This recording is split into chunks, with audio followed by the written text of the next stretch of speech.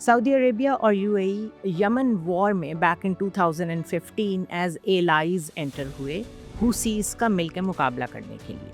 हुसीस को Iran back करता है और आज ये दोनों पार्टनर्स तो हैं, लेकिन दोनों की एंड गेम चेंज हो गई। सऊदी अरेबिया और यमन का आपस में एक लॉन्ग एक्सपोज बॉर्डर है और जो ये वॉर जो तकरीबन एक दहाई से जारी है वो वहाँ पर हुसीस की वजह से शुरू हुई, जिन्होंने ईरान की बैकिंग के साथ अपना कंट्रोल एक्सपैंड करना शुरू किया।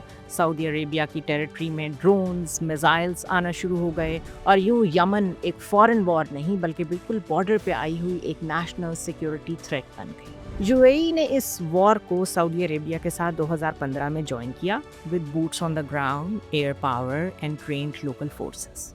बट तकरीबन 2018 और 2019 के इर्द गिर्द यूएई ने अपनी स्ट्रैटेजी चेंज की, अपनी डायरेक्ट मिलिट्री प्रेजेंस यमन में कम की, लेकिन इंटरेस्ट लूज नहीं किया। स्ट्रैटेजी में चेंज ये आया कि बजाय इसके कि डायरेक्ट वॉर लड़ी जाए, यूएई ने फोकस किया ऑन साउदर्न यमन।